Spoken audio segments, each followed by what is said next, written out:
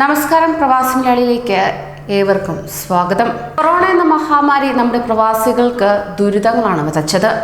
ജോലി നഷ്ടപ്പെട്ട് നാട്ടിലേക്ക് എത്തിയവർ അനവധിയാണ്.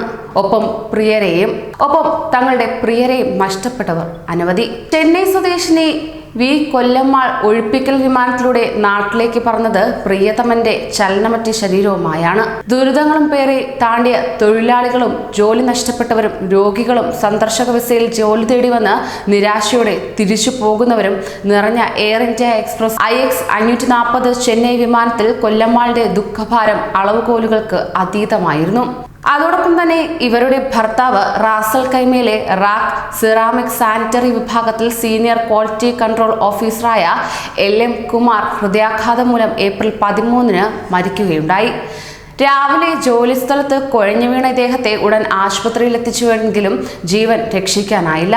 അതിനുശേഷം ആ മുഖം പ്രിയപ്പെട്ടവർക്ക് ഒരു നോക്ക് കാണാൻ വേണ്ടി മൃതദേഹം നാട്ടിലേക്ക് കൊണ്ടുപോകാനുള്ള ശ്രമത്തിലായിരുന്നു. കോവിഡ് വ്യാപനത്തെ തുടർന്ന് വിമാന സർവീസ് ഇല്ലാത്തതിനാൽ കാത്തിരിക്കുകയെ നിർവാഹമുണ്ടായിരുന്നുള്ളൂ. റാസൽ കൈമ ഗവൺമെന്റ് ആശുപത്രി മോർച്ചറിയിൽ ഭർത്താവിന്റെ മൃതദേഹം മരവിച്ചു കിടക്കുമ്പോൾ ഒരു രാത്രി പോലും ആ യുവതിക്ക് ശരിക്കും ഉറങ്ങാൻ പോലും കഴിഞ്ഞിരുന്നില്ല.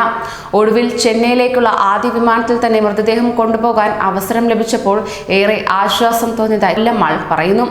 ഇതിനു മുൻപൊരിക്കലും താൻ ഒറ്റയ്ക്ക് വിമാനയാത്ര ചെയ്തിട്ടുമില്ല. ഏകയായുള്ള ആദ്യത്തെ വിമാനയാത്ര കൂടിയാകും ഇത്. പക്ഷേ ഇങ്ങനെയായത് വിധിയുടെ വിളയാട്ടം കൂടിയായിരിക്കാം. വിമാനത്താവളത്തിലും പിന്നീട് വിമാനത്തിലും കണ്ണീരടക്കാനാവാതെയാണ് ഇവർ യാത്ര ചെയ്തത്. ചെന്നൈയിലേക്ക് ഇന്നലെ പറന്ന 2 വിമാനങ്ങളിൽ 200ഓളം തൊഴിലാളികൾ, 37 ഗർഭിണികൾ, കുട്ടികൾ ചികിത്സയ്ക്കായി നാട്ടിലേക്ക് യാത്ര തിരിച്ച 42 പേർ ഉൾപ്പെടെ 360 പേരാണ് യാത്ര ചെയ്തത്.